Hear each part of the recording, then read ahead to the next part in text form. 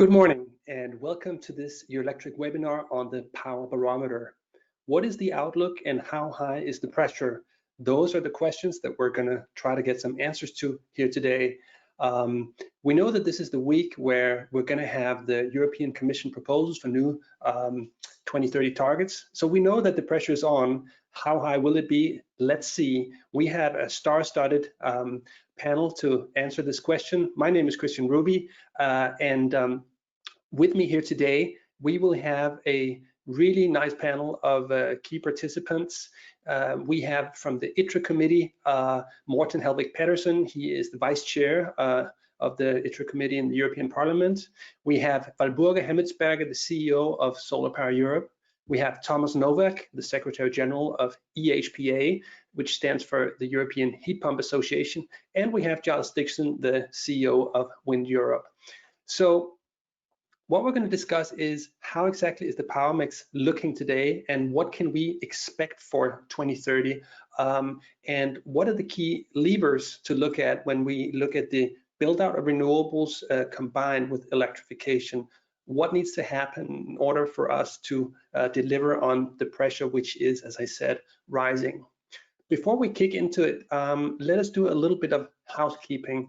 If we look at the interface that you have with you, should be there on your screen, you have the possibility to ask questions throughout the webinar.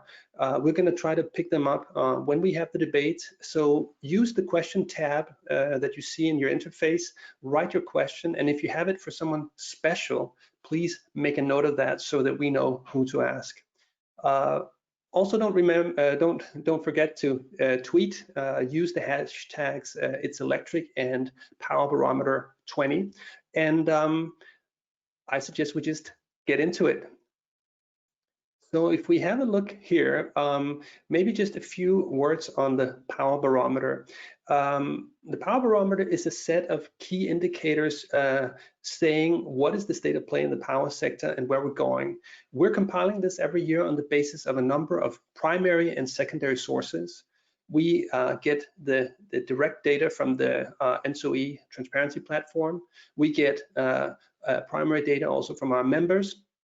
And then we basically have a whole range of secondary sources, analysis from the other trade bodies, Wind Europe, Solar Power Europe, EHPA and others, and some of the independent think tanks such as Ember and Agora. We process all these figures, we compile them, we discuss them with our experts, and out of this we basically create our analysis, our take on where's the power sector today, where is it going, and what are the key barriers we need to remove in order to deliver on the climate targets.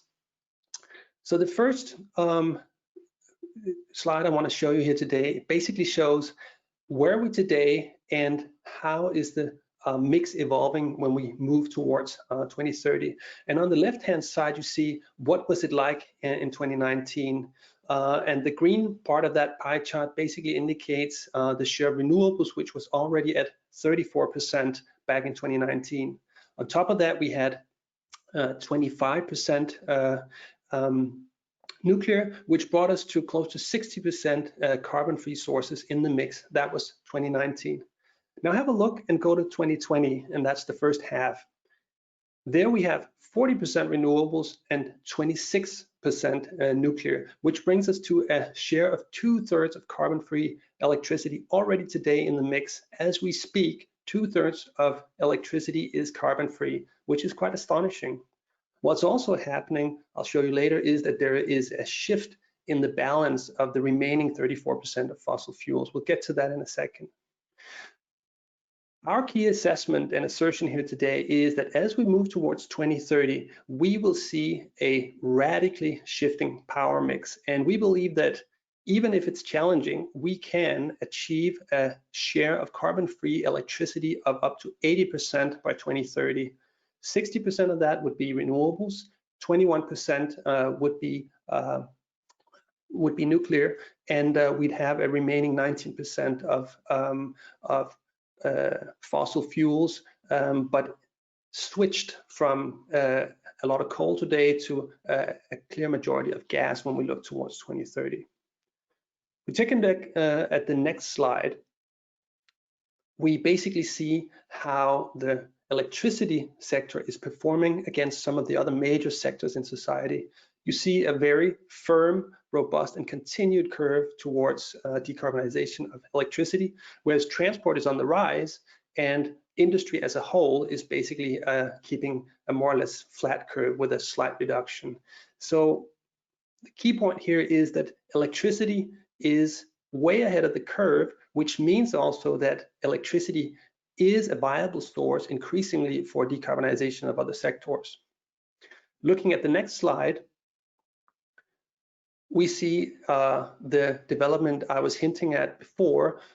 When we look at the remaining fossil fuels in the mix, we're going to see a switch that has already begun between coal and gas. Already today, coal is leaving the mix at record speed. By 2030, we assess that 2/3 of coal will be gone already. And it's not like that's going to stay for a long time after that. In the period from 30 to 35, we're going to see another significant phase down of coal as a consequence of the developments in Germany, but also in Poland, where we see announcements of new policies. Essentially, what this graph is showing, the coal phase out is way ahead of the curve, even compared to the very ambitious EC long-term strategy. If we take a look at the next slides, we are going to see that this is not going to be easy. It's doable, but we also have a lot of ambition ahead of us if we want to reach the very high shares of renewables as indicated on the first slide. Looking at the developments in wind, we need to see additional growth compared to what we've had. In the middle of the chart, we have the installed capacity by 2019. And with business as usual, we're going to see a 1.7 factor build out of that until the period, until 2030. What is actually needed is closer to a factor 2 or a doubling of the current deployment pace. So that means that we really need to ramp up in order to reach the 60% renewables by 2030 in the power mix, which would be equivalent to an overall renewable share of 32% in society. Something similar needs to happen in solar. So if we move to the next chart, but here we're actually looking at an even more steep incline. The business as usual would be an almost a factor 2 build out deployment rate. But what's really needed in order to reach 60% renewables by 2030 would be actually almost a factor 3. And again, just to stress, here we're talking about reaching the 32% renewables target that was agreed as part of the clean energy package. So a significant ramp up of renewables is required in order to reach the target. We're going to hear in a second from the captains of the electricity industry what they see as the needed measures to make that happen. But let's move on for a second. Another interesting development that we are spotting is that we have an issue with dirty imports. As the European power mix is basically decarbonizing, the countries around us are not doing the same efforts. And what they're increasingly doing is sending their dirty electricity to us. So from the period 2015 to 2019, we've seen a 7-fold ramp up of imports into the EU. And if you look at the chart below, the bar chart, you see that the average carbon intensity of the European mix is significantly lower than the countries around us that are sending us electricity. What are we going to do about that? Because if we decarbonize, but we increasingly rely on dirty electricity from the outside, well, that's not exactly a credible decarbonization strategy. So something needs to happen here as well. Let's move to the next chart. Now, another critical element that we think it's very important to look at is electrification, because once we start integrating large shares of renewables in the electricity sector, well, first of all, as I showed, other sectors are really going to need that because they have not many other options to decarbonize. And as you saw, the transport emissions, industry emissions, not developing very well. So faster and deeper electrification is really needed in order to achieve a net zero economy. And if you look at the chart here, you see basically the current trend illustrated with the blue line, and on top of that, we're showing you two scenarios of where we should be going. Somewhere in that range is what is needed in order for us to basically achieve the necessary electrification rate in order for us to keep up with the renewable deployment, but also in order for us to keep up with the decarbonisation targets of those other sectors. So a lot needs to happen here, and I'm curious to hear from some of our participants, what would that be? Let's move on to the next chart. So here's one area to do something around. The building sector is clearly one of those that need another push in order to electrify. Heat pumps are a cleaner and more efficient solution. Compared to normal boilers, you have a 3 to 4 factor of efficiency, and essentially that spells more energy efficiency, but also lower carbon intensity. So what is needed in the space of heat electrification? How can we get that going? We're going to hear in a second from Thomas Novak about that, but this is one of the key areas to do something about.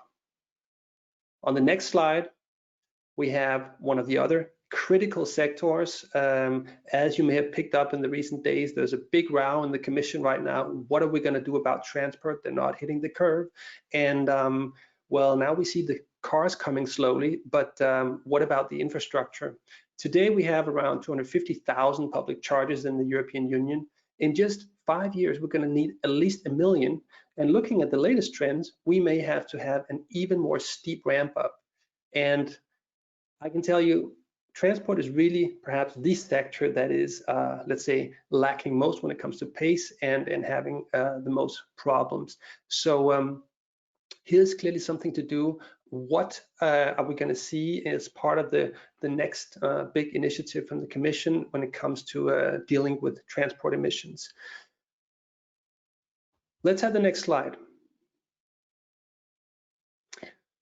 Summing up, we're basically coming out with 5 very simple recommendations. I can tell you the wish list of your electric is a lot longer, but just to basically say, if we want to move faster and more decisively to a thriving carbon neutral economy in Europe, we need to see at least 5 things happen. First of all, we've seen how fast we need to ramp up renewables in order to hit the curve. Just to reach the current target, we're looking at factor 2, factor 3 increase of the deployment. So remove all barriers for further renewable deployment. That is an absolutely critical precondition for us to stay in the game. Secondly, we need to look at electrification of transport. Here we need to boost the deployment and of the charging points for electric vehicles, and we need to see a proper plan for how that's going to be done, because as I said, if we are looking at even steeper curves in transport, then we also need to find out how we're going to roll out that infrastructure. Looking at buildings, we believe that we need to accelerate electrification here as well. We need to deploy individual and industrial heat pumps in order to basically provide clean electricity for more buildings in Europe. We also think a key part of this is basically to create the right incentives. So how we're going to do that, that's another important point for discussion. Number 4 pertains to this issue of increasing imports of dirty electricity from other countries around the EU. Here we feel that it is really needed that we look at creating some sort of level playing field, because it may be that you create a carbon border adjustment for cement, but what if we basically increasingly rely on dirty electricity from the outside? That's not going to work. Last but not least, grids will be absolutely critical for the success of all this. Grids are what connect the renewables to the rest of the system. Grids are where the where the electric cars charge, and basically connect the entire system. So we really need to see the proper development of the necessary grids. We're talking about a build out, we're talking about reinforcement, and we're talking about increased digitization. So investments need to flow to this space, and we need to see how we can use the current funds and instruments of the European Union to basically facilitate that development. So that would be my very quick browse through the power stats, our power barometer, providing you with an insight in where we are, where we're going, and what needs to happen in order to get there. You can access these slides along with a number of other diagrams on our website. We're going to distribute this also to all the participants with a mail after this webinar. So have a look at it, get in touch with us, and let's discuss what is needed. For this presentation, I'm going to hand it over now to our next speaker, and that's Morten Helvig from the European Parliament. I see him come up on the screen. Hi, Morten. Very good to see you. Good to see you, Christian. Without further ado, Morten, over to you. Let's hear your first take on these data. What's your first impression, and what does that make you think about the upcoming discussion about new targets?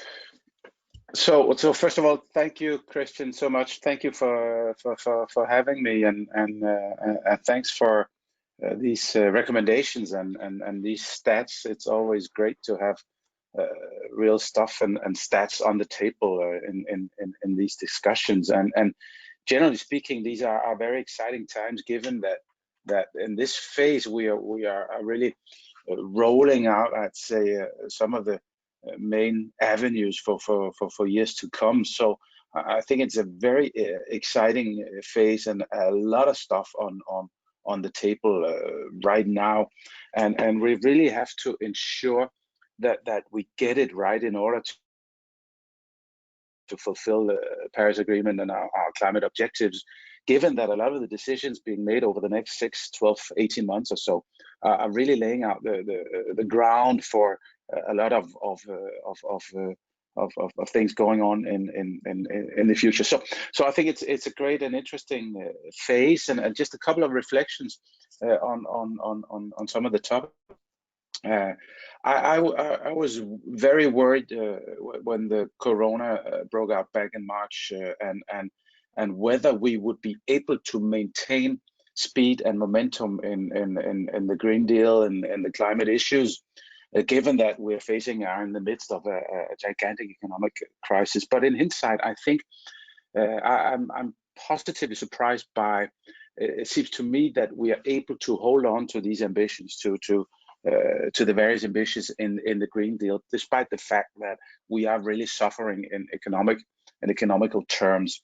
And I don't think this was a given back in March. I'm happy to see that it seems like we still have momentum in the Green Deal and maintaining our ambitions.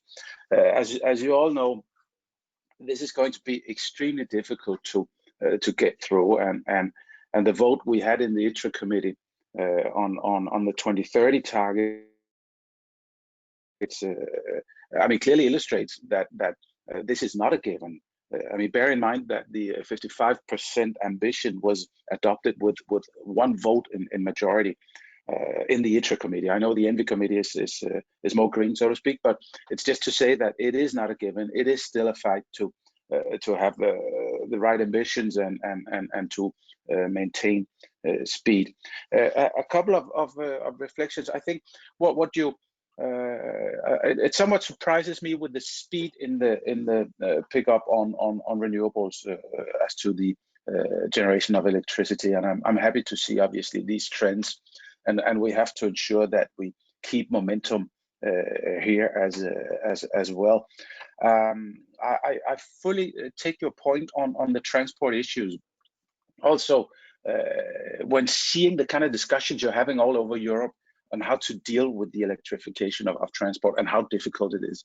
This is so sensitive when we ask people to go out and and consider buying a new car, and obviously it should be a hybrid or electrical car, but it is so sensitive politically speaking, and we really have to, and are going to, will have to invest massively in this infrastructure in order to nudge people towards this issue of going electrical, also when it comes to transport. So I fully take your point, Christian, on transport and the importance of charging points, because if we don't do this, and if we don't do it on a massive scale, we're not going to get there. So this is a great point, and we have to ensure that we get this right when discussing all the budgetary issues that we're doing right now.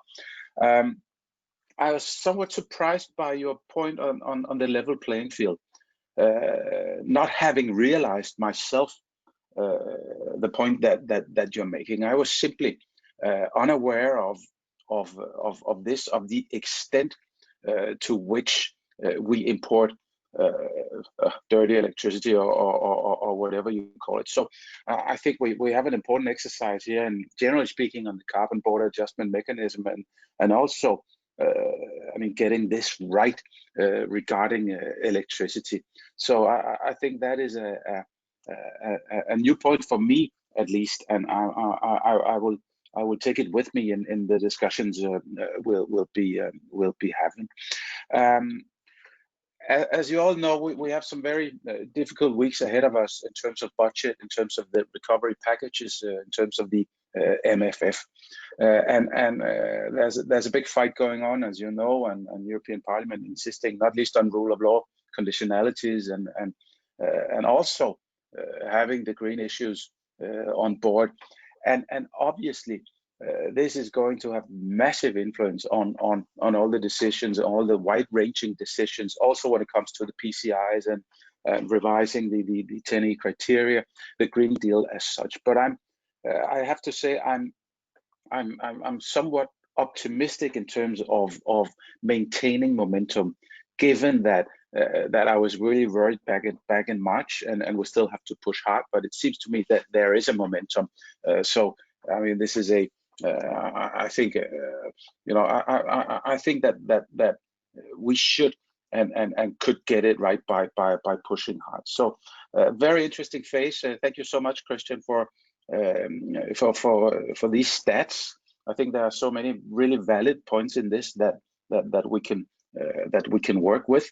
As you know, the sector coupling initiative will be of massive importance in getting it right in terms of fulfilling our ambitions. I'm looking very much forward to the offshore wind strategy as well, coming up soon, given that if we are to ramp up the offshore issue, clearly we have to have this strategy right with all the complications inherent in this. So very exciting phase. Thank you so much for this great input. I'm looking very much forward to discussing with you and all the other stakeholders. Christian, let me finish here for now. I'm happy to take any questions or comments or what have you. Thank you again for having me.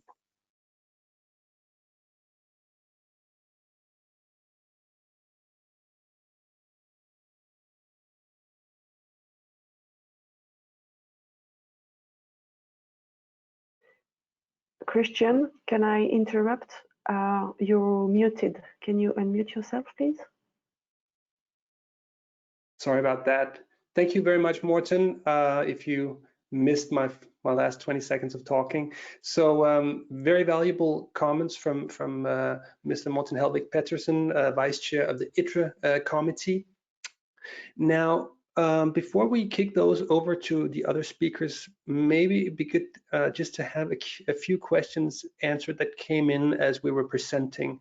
Someone asked, what do I actually mean by capacity needed? So we showed the slides about how much capacity in terms of renewables, what we need to add in order to get to 2030. So the assumptions we've made here are, in order for the power sector to basically contribute its part to a 32% renewable target across the economy, we would need to be around 60% in the power sector. So that's essentially what we're saying. In order to get to those 60%, which would be enough for an economy-wide 32% renewables, that's what's needed to go there. So that was to that question. Another one is, what about COVID? So Morten mentioned this whole issue, which also was one that we basically had a lot of thoughts about. The COVID impacting the entire economy. What is that going to do to the green ambitions and so on and so forth? Now, what was really interesting when we made those figures and processed all the data we had was that we saw actually, well, it could turn out two ways. We could have a very slow recovery, or we could have a somewhat faster recovery. Now, what we found is that that's not going to make a great difference for us reaching or not reaching the targets. Why? Well, if we have a long crisis, we're going to use less electricity, and that also means that we're going to have to deploy less new capacity in order to get to the right share. If we have a faster rebound, electricity is going to go up, and that means we need to deploy more, but that's also more feasible in a more, let's say, positive economic environment. So actually, COVID is not a decisive factor for us reaching or not reaching the 2030 ambition that we're currently aiming at. There's plenty of other challenges, but actually COVID is not the key challenge here. So that's to that question. I suggest that we basically take some of the other questions up to talk also with the other participants. So why don't we get an introduction of the other panelists as we're coming towards halftime in this webinar. And with us, we have, as I said, Morten Petersen, we have Valberga Hemmetsberger, the CEO of Solar Power Europe. Welcome, Valberga. We have Thomas Novak, the Secretary General of EHPA. Welcome to you, Thomas. Let's see if we can get you online. There we go. And we have Giles Dixon, the CEO of Wind Europe. There we go. Very well. So maybe I can start off with you, Valberga. Morten Petersen said he was positively surprised just how massive this share of renewables has been in 2020. Has this come as a surprise to you as well? To be very honest, indeed it looks massive, but what we need is much more in order to bring us to a climate neutral Europe by 2050.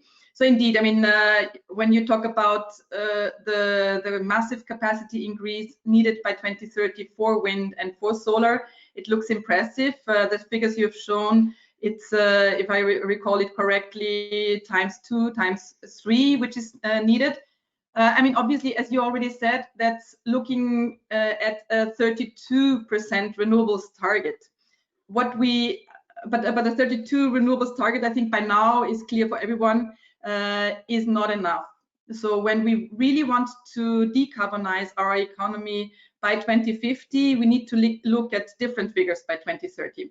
And what we look at, for example, in the solar sector by 2030, is 8 times the capacities you've been showing, 8 times. So not just 3 times, 8 times. We are not so different than, by the way, we've, for those who do not know, we've issued a 100% renewable Europe study, so our 2050 study, where we look at the most cost-effective way of deploying renewables and the most cost-effective way actually of decarbonizing our continent. And when we look at these figures, so when it comes to 2030, our figures are not so different to yours.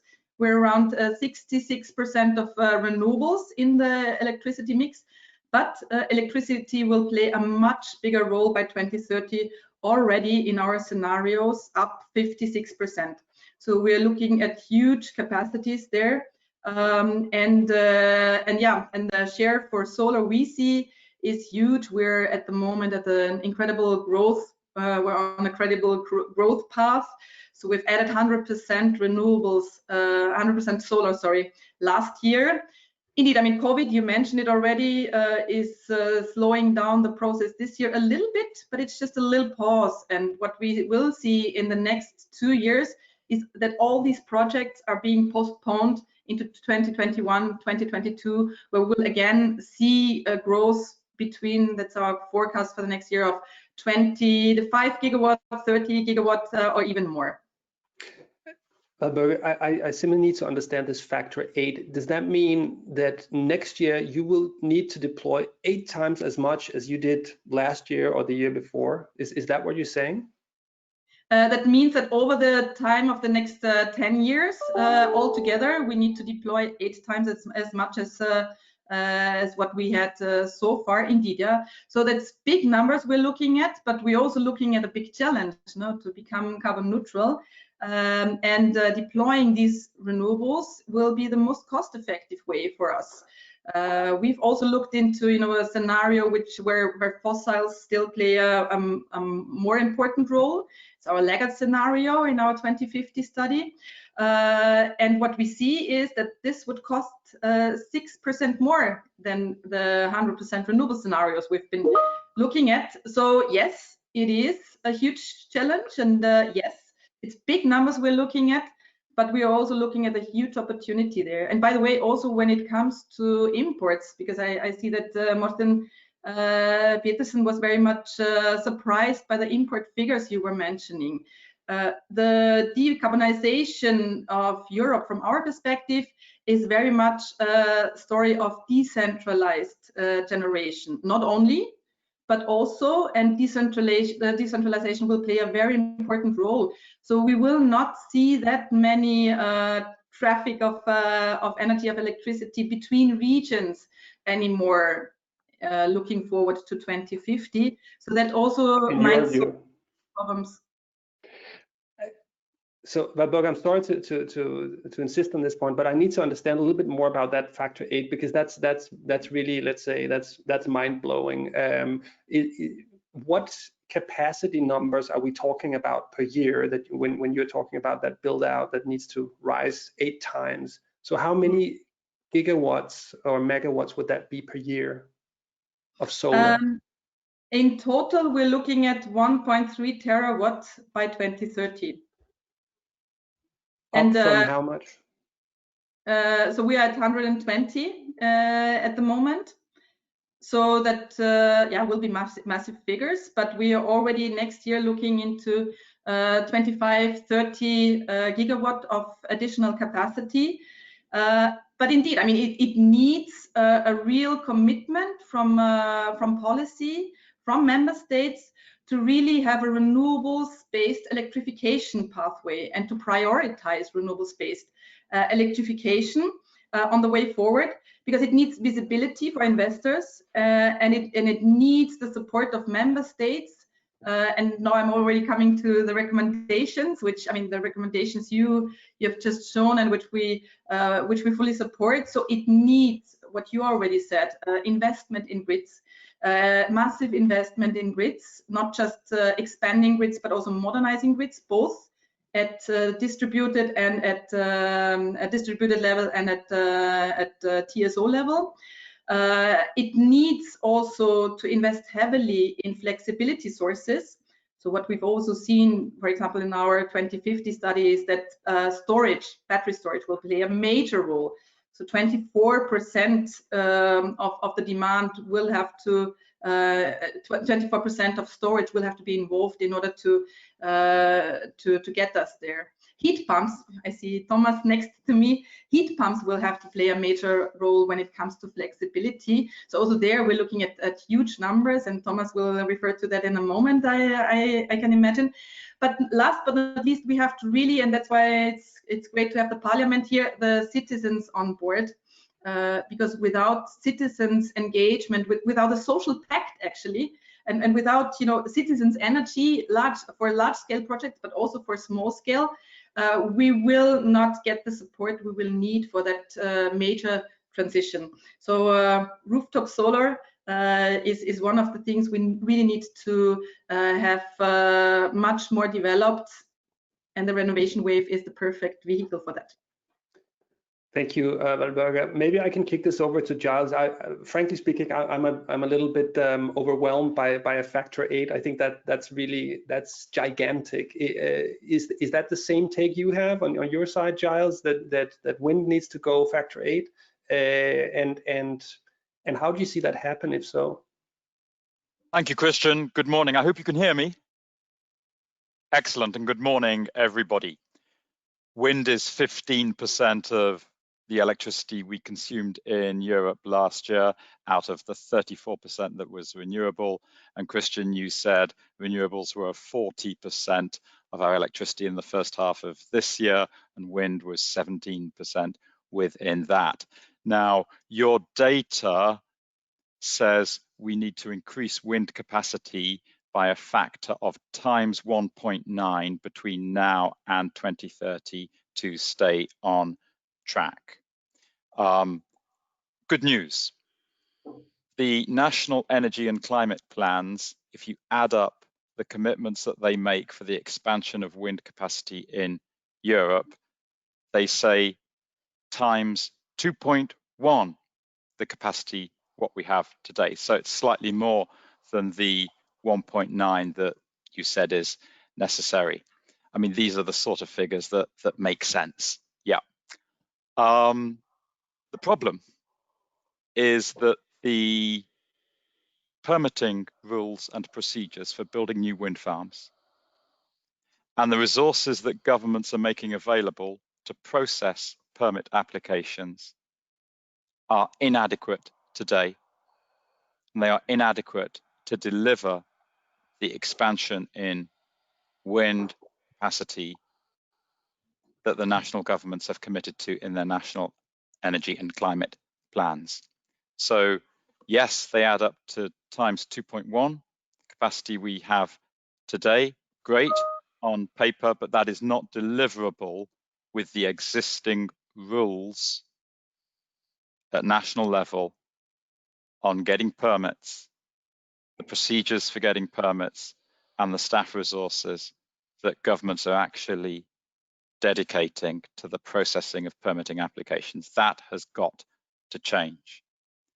The second thing that needs to happen to deliver this times 1.9 or times 2.1 increase in wind capacity is that governments make it very clear when they are going to auction new wind farms. Many governments have made it clear already, but there are lots of gaps in the national energy and climate plans on this. They also have to have the right auction design, ideally contracts for difference. That is the best form of renewables auction because it minimizes the finance and capital costs and makes new renewables cheaper for society as a whole. We fully agree with you that we've got to invest massively in power grids. The revision of the 10E regulation will play a very important role here. There may be a case also for reviewing the business model of the electricity TSOs. Today, their revenue model is based exclusively on their capital expenditure and their capital investments, whereas actually they're spending money on a lot of other things now, including flexibility services. Finally, as you say, Christian, yes, we've got to drive electrification. You've talked about one level playing field. Let me talk about another, and it's the importance of having a level playing field in how we tax electricity versus how we tax gas.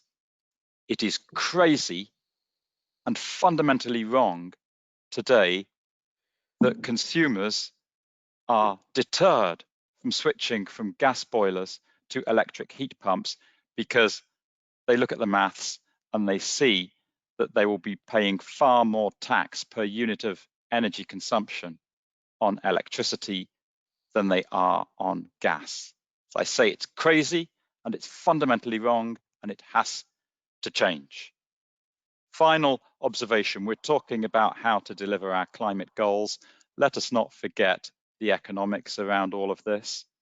There are 300,000 people that work in wind energy today. We have loads of shovel-ready investments waiting to happen. We can create jobs, we can help deliver economic recovery. Morten, you said you were surprised and encouraged that the Green Deal is still on track despite COVID.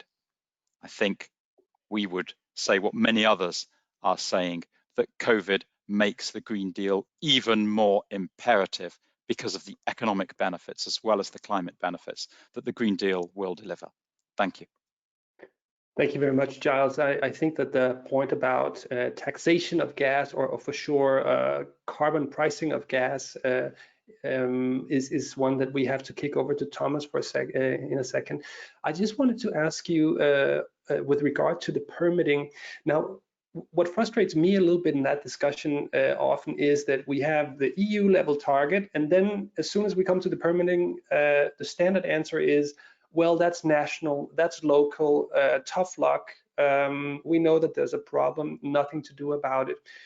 Could you envisage, Giles, initiatives at EU level that would help fix this problem? We did something in the clean energy package with this one point of contact at national level, but could you see other areas, for instance, in the area of offshore wind or other EU level initiatives that could help here?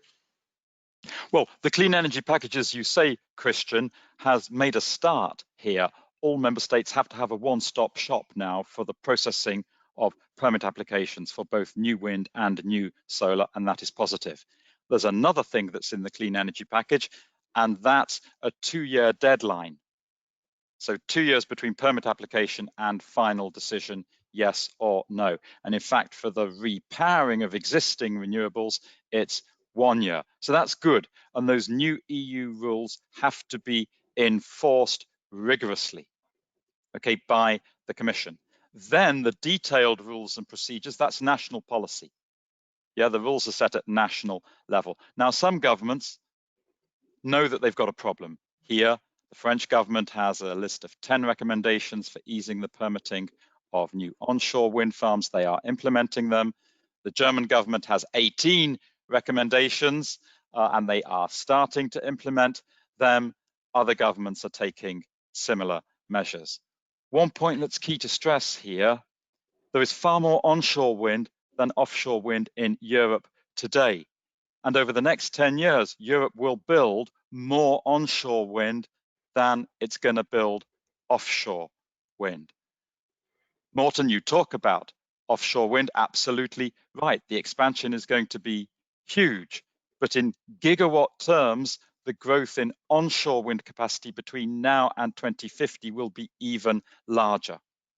And that's really where the permitting issues arise. They arise for offshore as well, but we have to crack them to deliver this huge expansion in onshore wind. Thank you very much, Giles. Over to you, Thomas. Giles made a very passionate point about the lack of proper taxation or proper, let's say, carbon pricing related to gas and those disincentives that they create for heat pumps or changing your heat system if you have gas in your heat system. I'm sure you have some views on that. Yes, indeed. But let's go back to the impressive numbers that we have seen. It's not only the numbers that go on the supply side for wind and solar, but it's also quite impressive numbers on the demand side. If I look at the energy system integration strategy that the Commission has presented before summer, then we can see that there is a 40% coverage rate or supply rate to buildings from efficient electrification. And it leads me to believe that most of this will be efficient heat pumps that can provide heating and cooling, that can do that for commercial, residential, and industrial buildings as much as for district heating. And if you want to deploy them, then you have to look at the facts and the figures. And if we look at what we have today, we have 12.9 or 12.8 million heat pumps in the market, a couple of 100,000 hot water units on top of it. So we want to go from there to roughly 48 million units. And then you have to ask yourself, how do we get there? And I think one very important point would be to get the market right, to establish a market mechanism that gives the benefit to those technologies, and especially the users of those technologies that provide that use clean and efficient heating to their own homes and buildings. And this should be something that the Commission takes on board, and that then the member states have to implement, because at the current level of deployment, we will not end up there. The heat pump market is developing quite well, but in order to achieve these 48 million by 2030, and then even doubling that by 2050, we need an annual growth rate of about 15%. And while I am a known optimist for heat pumps, I'm quite skeptical that that can happen. So Morten, it is really time to look also at these technologies as an industrial base for Europe, because if we keep the production potential in Europe, and we have quite a few nice sites also in Denmark, we have about 103 sites across Europe, then we keep employment in Europe, we keep technology know-how in Europe, and as pathetic as it may sound, we also provide a perspective to society, a perspective in a time of COVID, where we have the situation that people are often quite distracted and don't know what they should do. So if we can, via the European Parliament, via the ITRE committee, then delivered through the member states, provide employment and perspective to users, we all benefit. And I can only ensure you that we are ready as an industry, but the whole value chain needs to be ready, because it doesn't help if my industry says we can double our production lines, and then there is nobody to buy the units, because you could buy the best available technology, but you will be punished by the price system. I might even go as far as saying the current taxation levels, they are a bit of a market distortion, and if you want, a violation of the single European market. Because I may sell my product, but I will not get demand for it due to taxation levels that are widely different. Thomas, maybe this would be a perfect time to ask a question from the audience. You're welcome to intervene in a second, Morten, but I have a question from one of the participants who's asking, would carbon pricing on an EU scale provide for an acceleration in renewables and climate neutral goals? I would allow myself to rephrase that just a little bit, because what we know now is that there is a discussion going on about an widening of the scope of the ETS, that is to take the heating sector, which is currently not part of this, and put it under this system with a view to providing a carbon signal and making fossil fuel providers pay a price on top of let's say of what they're getting. Would that be a way to, let's say, help create a more balanced incentive structure, Thomas? Yeah, the answer is very clearly yes. And I illustrated at a simple example. You take a house that any of us knows, our parents' house typically. You have an oil boiler there, you have a gas boiler there, you emit between 6 and 13 tons of CO2. If you would implement a CO2 price signal of whatever sort, I don't want to predict how that is supposed to be done. That should be left to the policymakers. But there needs to be a price signal that is paid on the CO2, the ton of CO2. So let's say we are already good. We have let's say an old gas boiler, and we emit 6 tons, and the price is 50 euros per ton to start. Then you have 300 euros per year in 10 years, and these devices last easily 10, 15, 20 years. So in 10 years you have 3,000, in 20 years you have 6,000. By pure chance, this is about the difference in cost between a heat pump and a gas boiler. So you see that actually the gas boiler may seem cheap, but society is paying for the cost, and I think that needs to be corrected. It's not fair to argue that cheap heating is fossil-based just because society pays. And typically the next argument will be, but what about energy poverty? And I really want to remind everybody that we have social policy. I mean, there is a reason why we have energy policy and why we have social policy. So if people argue that you can't do proper energy policy because of poor people, you're basically declaring bankruptcy on the whole social policy part. I think we should get the market right on energy, and then if there is a need, there is going to be an income from this tax, so put that to people that can't afford the new technologies. You could, for example, start by renovating social houses first, so that the poorer people get an advantage from this energy transition, and all society will benefit, because we will learn from it. We will create increasing demand that will create economies of scale, that will bring the cost down, that will bring new products into the market. And so the initial investment that is given to the poorer people, it's a fair gesture, you could say, but it's also helping the whole industry to transition. Very good. Do you want to come in here quick, Morten? Otherwise, I'll skip to the last round.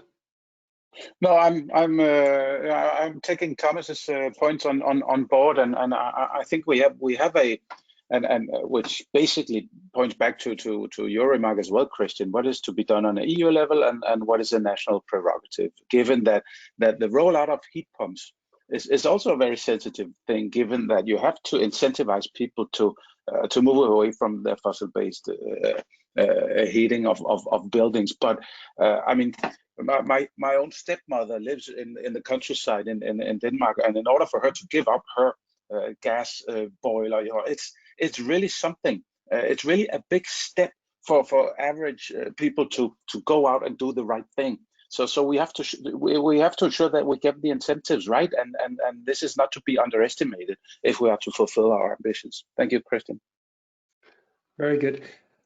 We're coming towards the end of this webinar. I think we should close this with a quick remark from each of the participants, and I would kindly ask you to be very sharp and succinct in your answer. And I'd like you to give Morten two things. First of all, a take on what's the right level of the new CO2 target for 2030. Is it 50, 55, or even higher?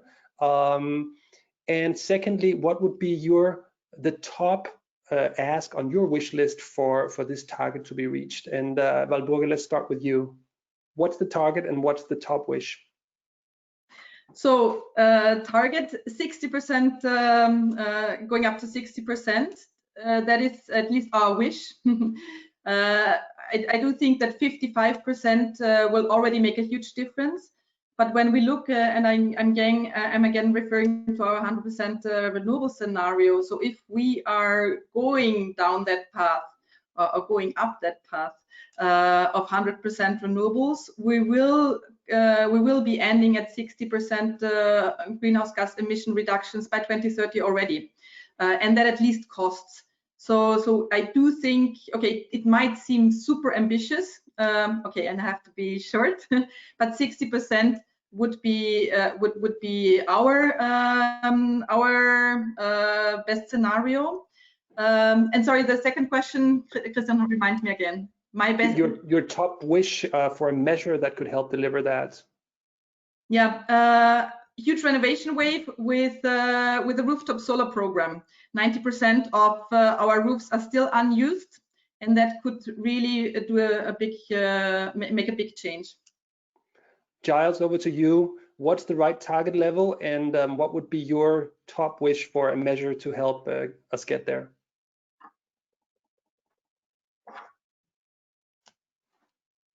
You need to unmute, sorry.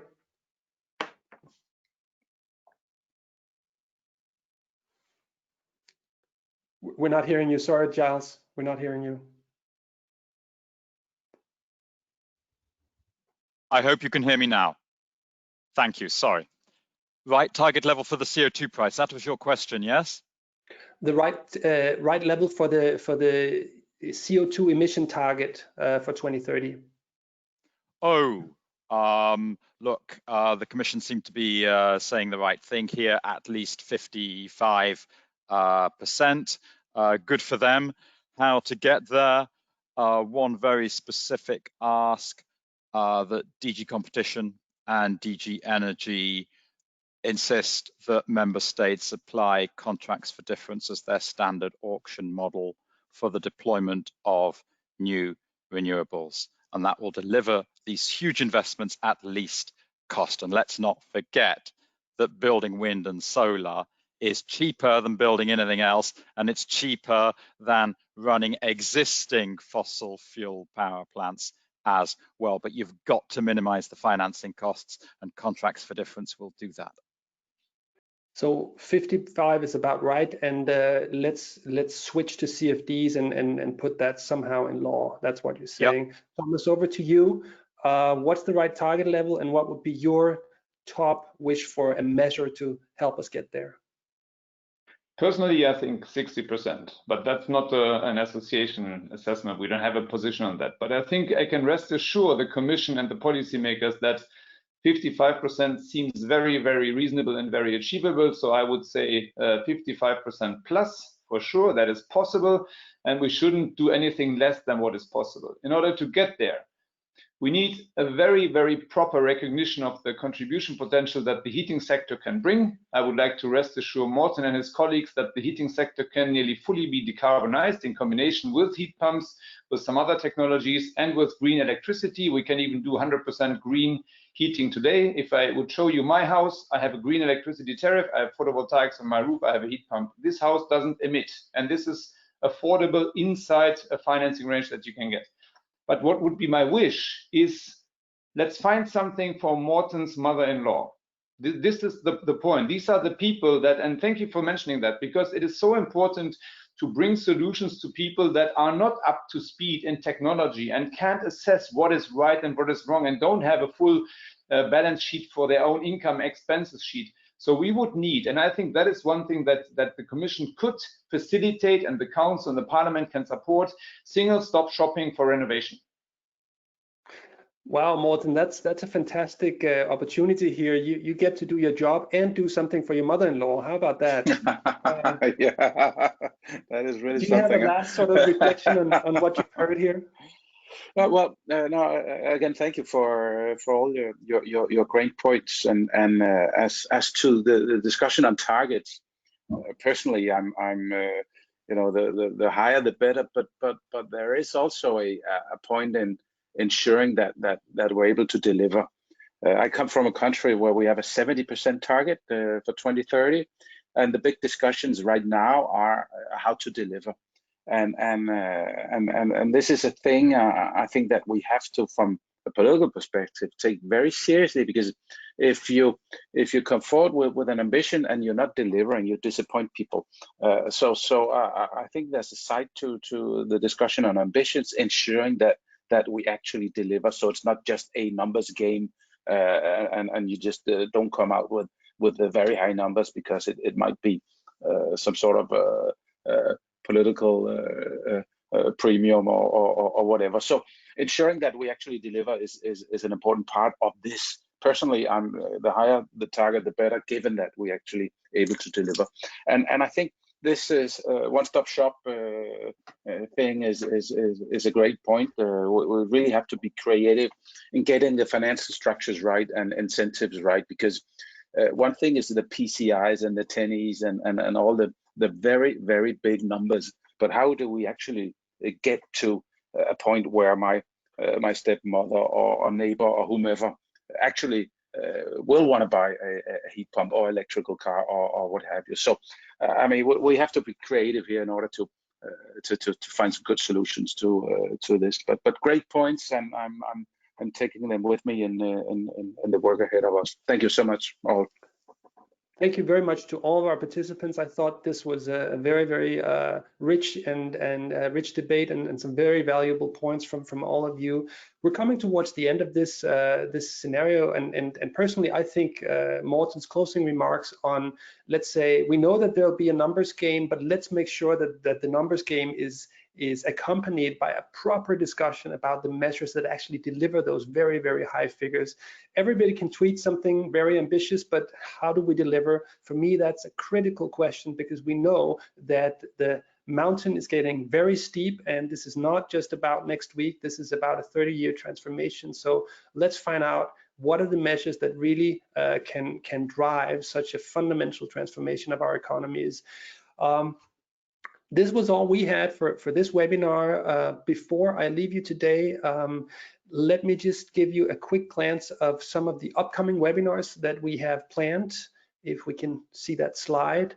Meanwhile, I can tell you that we had more than 270 participants on this webinar today, and we hope that you all will go and download the stats, have a look, and see what you think of it, and engage with us in the discussion about how to achieve the targets. So here we are, the future agenda for your electric. Upcoming webinars on the DSO challenges, so the distribution system challenges, the ETS revolution upcoming, e-mobility. Have a look for yourself. We are going to leave a recording of this webinar on the web for you to go and have a look again, and please stay tuned for other exciting webinars coming up on the decarbonization and electrification challenge of Europe. This was all for now. I hope you enjoyed, and stay tuned.